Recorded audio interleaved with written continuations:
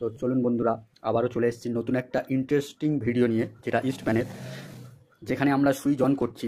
এখানে যে 17 ভোল্টটা আমাদের ড্রপ হয়ে 11 ভোল্টে চলে আসছে, যে ভোল্টেজটা পুরোপুরি শর্ট নয়। অনেকে বলে থাকে ভোল্টেজ শর্ট হচ্ছে মানে 6805 আইসি চেঞ্জ করে দাও, সলভ হয়ে যাবে। না ভাই, এটা কেন হয়, এই সমস্যাটা কেন হয়? এইটা যখনই হয় তখন হচ্ছে আমাদের এই যে মসফেটে ঠিকঠাকভাবে ড্রাইভ পালস না গেলে অ্যাম্পিয়ার মসফেটে, তখনই অ্যাম্পিয়ার মসফেট অন হতে পারে না। অ্যাম্পিয়ার মসফেট না অন হওয়ার কারণে এর পিছনে অনেক বড় প্রসেস আছে। হলে এখান থেকে একটা 12 ভোল্ট সাপ্লাই বেরোয়, সেটা আইসিকে সাপোর্ট করে না আইসিকে চলার কাজে লাগে, সেটা আমাদের ট্রেনিং সেন্টারে আসলে জানতে পারবে। তার আগে আমরা দেখব যে চার্জারটি ডেড কন্ডিশন কিন্তু মসফেট ঠিক আছে। আমি আপনাদেরকে দেখাই। এই দেখুন, আমি সুইচ দিলাম, লাইন এসছে, সুইচ অন কিন্তু চার্জারটি চালু হয়নি। যদি আপনারা দেখেন, এই দেখুন সুইচ অন কিন্তু চার্জারটি চালু হয়নি। আমি আপনাদের ভোল্টেজ স্টেপ বাই স্টেপ দেখাবো আগে, নাহলে আপনারা ভাববেন যে স্কিপ ভিডিও। দেখুন,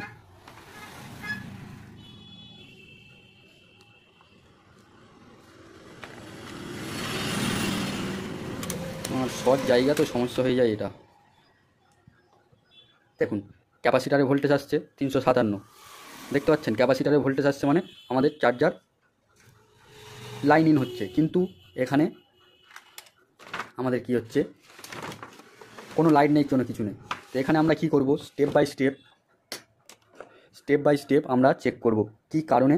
হ্যাঁ, আপনাদের আরেকটা ভোল্টেজ দেখিয়ে দিই, যে চার্জারটি অন হচ্ছে না। যদি আমরা সুইচে চেক করি, এই দেখুন,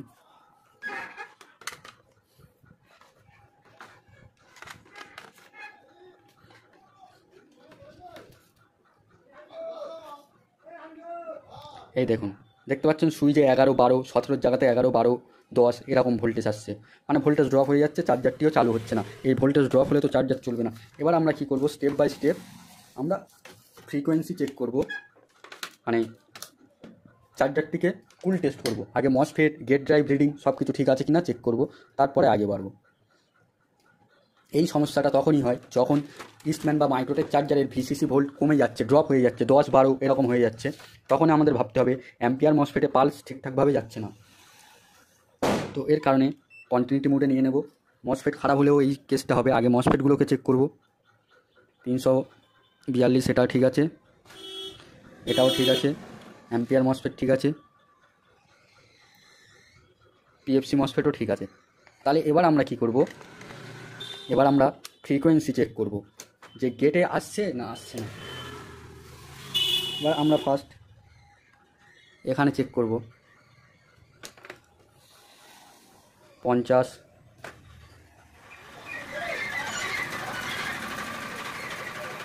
এর গেটে দেখুন ফ্রিকোয়েন্সি, এর গেটে 0 হয়ে গেল।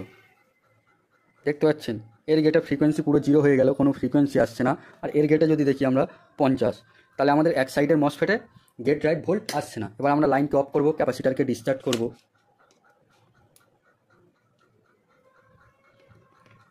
ক্যাপাসিটারকে ডিসচার্জ করার পর এবার আমরা কি করব, গেট ড্রাইভ রিডিং চেক করব দুটো। যদি গেট ড্রাইভ রিডিং চেক করা যায়, আচ্ছা দেখতে পাচ্ছেন আপনারা 262, পাশেরটাতেও 262, মানে আমাদের গেট ড্রাইভ দুটো মসফেটের ঠিক আছে। এরপরে আমাদের কি চেক করার, এরপরে একটা মেজর জিনিস আমরা চেক করব। এই ট্রানজিস্টার, এখানে দেখবে দুটো ট্রানজিস্টার,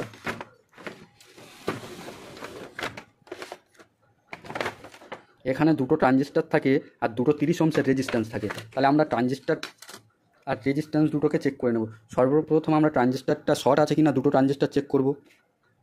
ঠিক আছে,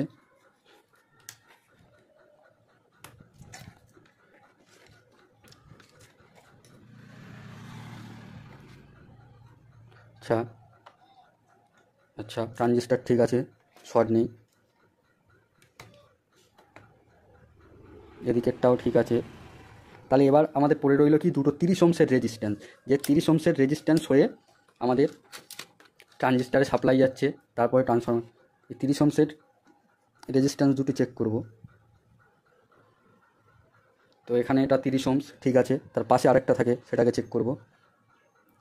পাশের রেজিস্ট্যান্সটা আপনারা একটু লক্ষ্য করবেন, এখানে 1 মেগা ওম এরকম শো করছে, ভালো করে দেখুন 0.9 মেগা ওম। তো এই রেজিস্ট্যান্সটি কাটা আছে, তো এই রেজিস্ট্যান্সটি চেঞ্জ করব। চেঞ্জ করার পর আমরা দেখব যে আমাদের সমস্যার সমাধান হচ্ছে কি না, কারণ আমাদের যে আইসির ভিসিসি ভোল্ট আছে সেটা কমে 10, 11, 12 এরকম হয়ে যাচ্ছে। তো আমরা দেখি রেজিস্ট্যান্সটি চেঞ্জ করি, তারপরে আগে দেখব ইলেকট্রনিক্স কাজ স্টেপ বাই স্টেপ করতে হয়, তারপরে অন্য কোনো কিছু সমস্যা থাকলে এটা সলভ করব। সলভ করার পরে যদি অন্য কোনো কিছু সমস্যা থাকে তারপরে দেখা যাবে। আমরা রেজিস্ট্যান্সটিকে তুলে নিয়েছি, এবার আমাদের কাছে এই দেখুন প্রচুর রেজিস্ট্যান্স এসএমডি। তো আমরা একটা রেজিস্ট্যান্স ছাড়িয়ে নেব,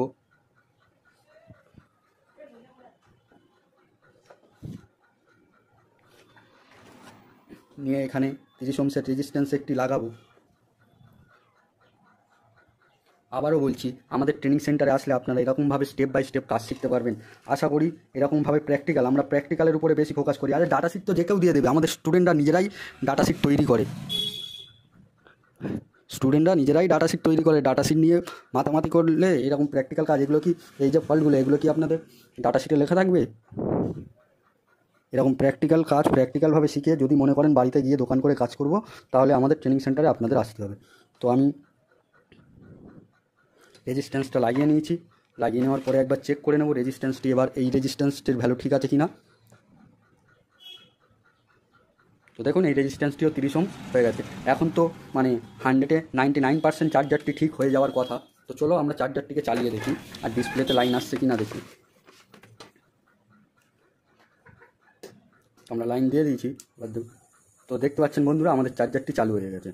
তাহলে আশা করি আপনারা বুঝতে পেরেছেন যে ভিসিসির যে 17 ভোল্ট, 10 ভোল্ট, 11 ভোল্ট, 12 ভোল্টে যখনই চলে আসে, ঠিক আছে, 10 ভোল্ট, 11 ভোল্ট, 12 ভোল্টে মানে 17 ভোল্ট থেকে যখনই ড্রপ করে, তখন আপনারা ভাববেন যে ঠিকঠাক গেট ড্রাইভ পাচ্ছে না। আর আরেকটা বিষয়, এই এত ভোল্ট মানে এই ভোল্টটা যখনই আমরা 1 ভোল্ট 2 ভোল্ট টোটালি কোনো ভোল্ট পাবো না, তখনই আমরা ভাববো যে 6805 আইসি এটি খারাপ হতে পারে, তখন আমরা শর্টিং চেক করব। কিন্তু 10 ভোল্ট 11 ভোল্ট শো হলে কোনো সময় আইসি খারাপ হয় না, গেট ড্রাইভের সমস্যা থাকে, না হলে পালস ঠিকঠাকভাবে যাচ্ছে না আইসিতে, না হলে মসফেটের গেটের যে কম্পোনেন্টগুলো আইসি থেকে যে ফ্রিকোয়েন্সি যে পিডব্লিউএম সিগন্যাল বেরোচ্ছে সেই লাইনে কোনো প্রবলেম থাকলে এই সমস্যাটা হবে। আর আরেকটা যে ফিডব্যাক ভোল্টেজগুলো মেপে দেখবেন, যদি ঠিকঠাক না আসে এই সমস্যা হতে পারে।